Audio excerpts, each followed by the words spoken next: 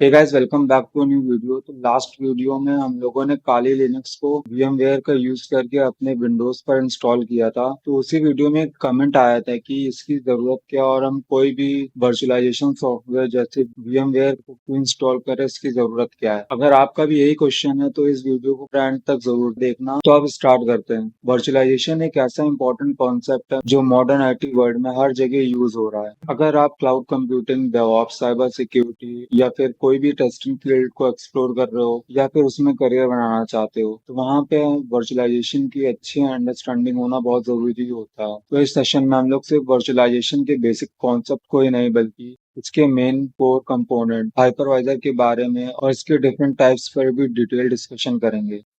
So why do we need virtualization. अब इसको समझने से पहले इसका एक यूज केस देखते हैं। सोचो आप एक डेवलपर हो, आपने एक एप्लीकेशन बनाई है लेकिन आप चाहते हो कि उसे विंडोज और लिनक्स दोनों पर टेस्ट करें। अब प्रॉब्लम ये आती है कि आपके पास सिर्फ एक विंडोज लैपटॉप है। नॉर्मली आपको लिनक्स टेस्ट के लिए एक अलग फिजिकल मशीन चाहिए होती है। यहीं पे वर्चुअलाइजेशन का रोल आता है। वर्चुअलाइजेशन के थ्रू आप अपने विंडोज लैपटॉप में ही एक वर्चुअल मशीन बना सकते हो और लिनक्स इंस्टॉल कर सकते हैं। सर आप दोनों ओएस एक ही हार्डवेयर पर एक ही टाइम पर सेफली और इंडिपेंडेंटली चला सकते हो, जो दोनों एक दूसरे से आइसोलेटेड होंगे। अब इसके कुछ बेनिफिट्स के बारे में बात करते हैं। फर्स्ट इज टाइम बचता है। सेकेंड इज एक्स्ट्रा हार्डवेयर की जरूरत नहीं होती है। थर्ड इज डेवलपमेंट और टेस्टिंग दोनों फास्ट हो जाती हैं। और यही रीजन है व्हाई वी नीड वर्चुअलाइजेशन। अब इसको एक एग्जांपल के थ्रू और अच्छे से समझते हैं। ट्रेडिशनली एक फिजिकल सर्वर एक ही ऑपरेटिंग सिस्टम और एक ही एप्लीकेशन रन करता है। अब इसका ड्रॉबैक ये था कि सर्वर के पावरफुल CPU और मेमोरी रिसोर्सेज का पूरा यूटिलाइजेशन नहीं हो पाता है। वहीं वर्चुअलाइजेशन टेक्नोलॉजी ने इसकी लिमिटेशन को सॉल्व किया है। अब एक ही फिजिकल हार्डवेयर पर मल्टीपल वर्चुअल मशीन्स क्रिएट की जा सकती हैं, जहां हर वर्चुअल मशीन अपना इंडिपेंडेंट ऑपरेटिंग सिस्टम जैसे विंडोज या लिनक्स रन कर सकती हैं। अब इसके कुछ बेनिफिट्स के बारे में बात करते हैं। फर्स्ट इज हार्डवेयर रिसोर्सेज का मैक्सिमम यूटिलाइजेशन होता है। Second is infrastructure cost reduce होती है। थर्ड इज एप्लीकेशन डिप्लॉयमेंट और मैनेज ज़्यादा एफिशिएंट हो जाता है। वहीं सोचो आपके पास एक विंडोज लैपटॉप है। नॉर्मली आप इसमें से विंडोज ही रन कर सकते हो, बट वर्चुअलाइजेशन के थ्रू आप इस हार्डवेयर पर भी एक वर्चुअल मशीन क्रिएट करके लिनक्स और अदर ऑपरेटिंग सिस्टम को चला सकते हो। अगर वहीं आपके पास एक लिनक्स सिस्टम है तो आप वर्चुअलाइजेशन यूज करके एक VM में विंडोज इंस्टॉल करके रन कर सकते हो। अब इसका मतलब चाहे आपका बेस सिस्टम विंडोज हो या लिनक्स, वर्चुअलाइजेशन आपको दूसरे ऑपरेटिंग सिस्टम पैरेलल चलाने की फ्लेक्सिबिलिटी प्रोवाइड करता है। ये डेवलपर, टेस्टर और IT एडमिन्स के लिए गेम चेंजर है, क्योंकि मल्टीपल OS एनवायरनमेंट्स के लिए अलग हार्डवेयर लेने की जरूरत नहीं होती। तो आप लोग अब समझ ही गए होंगे कि वर्चुअलाइजेशन एक प्रोसेस है जिसमें एक फिजिकल हार्डवेयर रिसोर्सेज को डिवाइड करके मल्टीपल वर्चुअल एनवायरनमेंट्स क्रिएट करते हैं। ये वर्चुअल एनवायरनमेंट्स एक दूसरे से आइसोलेटेड होते हैं लेकिन फिजिकल मशीन पर ही रन करते हैं।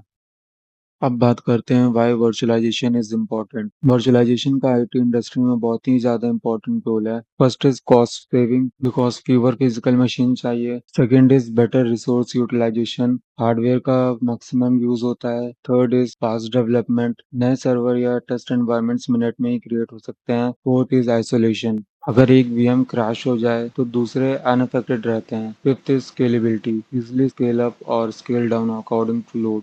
अब क्वेश्चन ये आता है कि ये वर्चुअल मशीन्स आखिर क्रिएट कैसे होती हैं। इसका आंसर है हाइपरवाइजर के थ्रू। हाइपरवाइजर एक सॉफ्टवेयर लेयर है जो फिजिकल रिसोर्सेज को मैनेज करके मल्टीपल VMs क्रिएट करता है और ये डिसाइड करता है कि कौन सी VM को कितना CPU, RAM, स्टोरेज मिलेगा। अब बात करते हैं कि how hypervisors create virtual machines. First is resource allocation. Hypervisor reserves a portion of the physical hardware resources like CPU, RAM, storage, and networks for each VM. These are virtualized so the guest OS thinks it has its own dedicated hardware. Second is virtual hardware emulation. Hypervisor emulates virtual components like virtual CPU, virtual memory, virtual disk, and virtual network cards. This allows the guest OS to install and run as on a real machine. And now third is resource management and isolation. Each VM runs independently in an isolated environment. The hypervisor manages execution, ensures security and balanced performance across multiple VMs. अब discuss करते हैं types of hypervisors. पहला है type one hypervisor जिसको हम लोग bear metal hypervisor भी बोलते हैं। Second is type two hypervisor और होस्टेड हाइपरवाइजर। अब हम इन दोनों को समझने के लिए एक एग्जांपल लेते हैं। पहला है टाइप वन और bear metal hypervisor. Left side में जो इमेज दिख रही है वो एक सर्वर का रिप्रेजेंटेशन है। इस केस में यहाँ पे नॉर्मल होस्ट ओएस नहीं होता है जैसे विंडोज या मैक। इंस्टेड हार्डवेयर के ऊपर डायरेक्टली एक हाइपरवाइजर इंस्टॉल होता है। अब राइट साइड में नीचे आप देख रहे हो हार्डवेयर लेयर जिसमें सीपीयू, रैम, स्टोरेज जैसे फिजिकल कंपोनेंट्स होते हैं। इस हार्डवेयर के ऊपर डायरेक्टली हम टाइप वन हाइपरवाइजर इंस्टॉल करते हैं। इस डायग्राम में एग्जांपल के लिए VMware vSphere दिखाया गया है। Type one hypervisor directly hardware resources को मैनेज करता है बिना किसी होस्ट ओएस के। Now moving on to type two hypervisor और होस्टेड हाइपरवाइजर। अब लेफ्ट साइड में जो लैपटॉप दिख रहा है वो हमारा होस्ट ओएस है। इस केस में इसमें विंडोज इंस्टॉल्ड है। ये वो मेन ऑपरेटिंग सिस्टम है जो डायरेक्टली हार्डवेयर पर इंस्टॉल होता है और जो आप अपने डेली काम के लिए यूज करते हो। होस्ट ओएस के ऊपर हम इंस्टॉल करते हैं एक हाइपरवाइजर सॉफ्टवेयर जैसे वर्चुअल बॉक्स या VMware वर्कस्टेशन या कोई भी टाइप टू वर्चुअलाइजेशन टूल। यह हाइपरवाइजर एक मिडिल लेयर है जो हमें मल्टीपल वर्चुअल मशीन्स बनाने का ऑप्शन देता है। अब राइट साइड में आप देख रहे हो कि हाइपरवाइजर से दो अलग वर्चुअल मशीन्स कनेक्ट हो रहे हैं। एक विंडोज वीएम है जिसमें विंडोज ऑपरेटिंग सिस्टम चल रहा है। सेकंड इज लिनक्स वीएम जिसमें लिनक्स ओएस चल रहा है। इन दोनों VMs का अपना अपना वर्चुअल हार्डवेयर होता है जैसे वर्चुअल सीपीयू, रैम और स्टोरेज। लेकिन ये सब एक्चुअल होस्ट मशीन के रिसोर्सेज शेयर करते हैं। मतलब एक ही फिजिकल लैपटॉप है, हम मल्टीपल ऑपरेटिंग सिस्टम अलग अलग एनवायरनमेंट्स में एक साथ चला सकते हैं। अब बात करते हैं टाइप वन हाइपरवाइजर की प्रॉपर्टीज की। First is directly runs on hardware without any host operating system. Second, manage resources like CPU, RAM and storage, allocating them directly to VMs. Third is high performance and secure, used in the data centers and production server. Now talking about properties of type 2 hypervisors, they are first, they run on top of host OS like any regular software. Second, they use host OS resources to create and manage virtual machines. Third is they are easy to install and use, ideal for development, testing, and learning. Example VirtualBox and VMware Workstation. So the question is why companies use virtual machines? First is cost efficiency. Multiple VMs can run on a single physical server, reducing the need to buy and maintain multiple machines.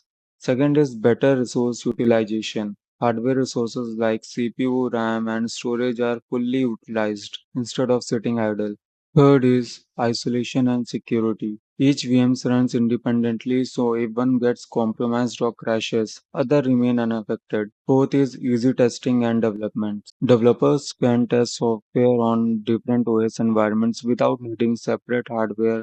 Fifth is disaster recovery and backups. VMs can be cloned, backup, and restored quickly in case of system failure. Sixth is scalability and flexibility. New VMs can be created or removed easily based on workload demand.